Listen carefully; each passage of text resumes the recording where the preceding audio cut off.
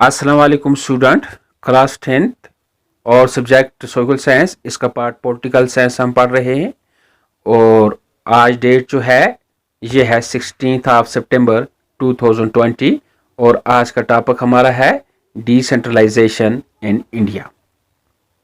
तो dear student, decentralisation in India में हम ये देखते हैं कि पावर्स जो सेंट्रल गवर्नमेंट के पास होते हैं, हम सेंट्रल गवर्नमेंट भी कहते हैं, यूनियन गवर्नमेंट भी कहते हैं, तो उनसे पावर सेंट्रल गवर्नमेंट से शेयर होके डिवाइड होके पावर जो है वो स्टेट गवर्नमेंट में आ जाते हैं।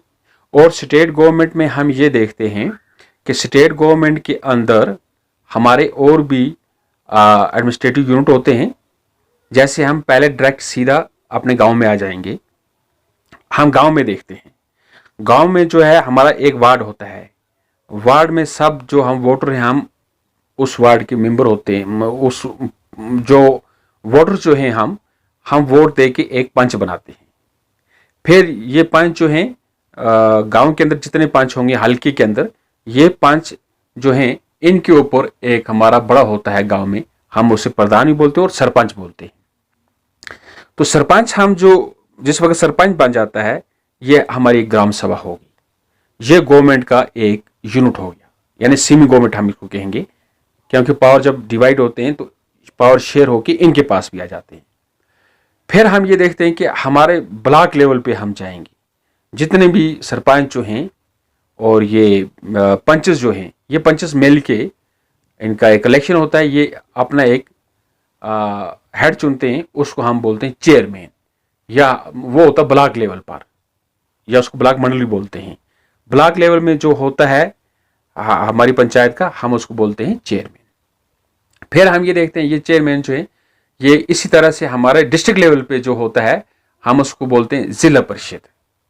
तो ये सिस्टम जो है हमारे गांव का, इसमें ये जो हमारी पंचायत है, ग्राम सभा है, जिला परिषद जो है, ये भी क्या है, ये इनके पास भी पावर शेयर होके आते हैं और ये भी गवर्नमेंट के अदर यूनिट्स हैं।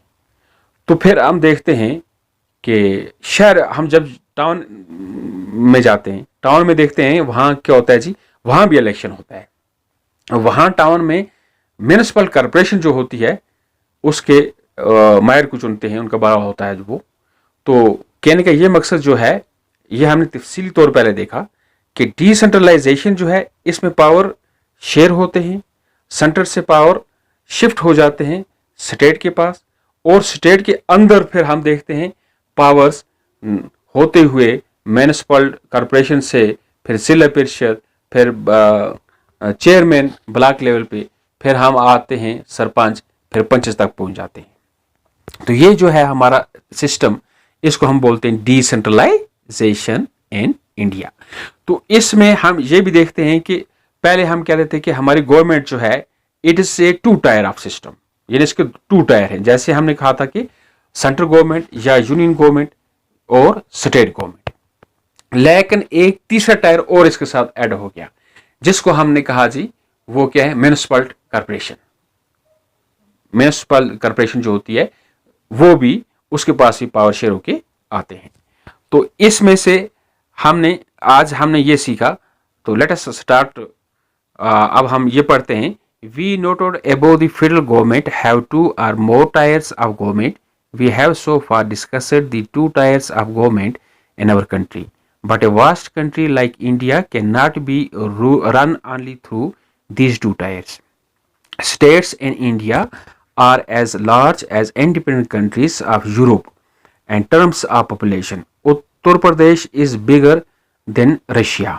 Maharashtra is about as big as Germany. Many of these states are internally very diverse. And there is thus a need for power sharing within these states.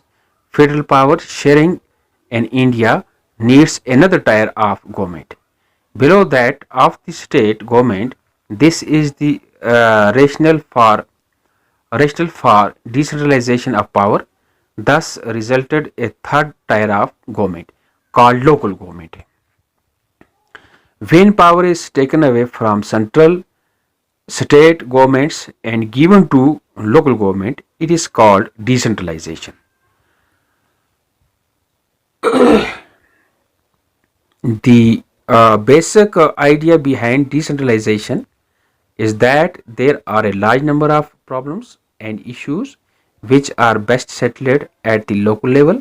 People have better knowledge of problem in their localities. तो dear student, इसी के साथ हमने ये सीखा था कि हमारे जो मसाइल होते हैं ये हमारे मसाइल की आसानी के लिए ये पावर जो हैं ये डिसेंट्रलाइज किए जाते हैं ताकि लोग जो हैं उनको गांव लेवल पे, उनके महल्ले लेवल पर, ब्लॉक लेवल पर, ज़िला लेवल पर और बाकी जो बड़े बड़े टाउन जो हैं यानी वहाँ तक इनकी जो प्रॉब्लम्स जो हैं उनको आसान करने के लिए हमारे कॉन्स्टिट्यूशन ने, हमारे हिंदुस्तान की आईन ने ये पावर जो है इनको डिसेंट्रलाइजेशन किया हुआ है लोगों की सहूलत के लिए। तो बेटा इसी के साथ आज का टॉपिक कंप्लीट हो गया। इंशाल्लाह नेक्स्ट टॉपिक हम पढ़ेंगे। Thank you very much.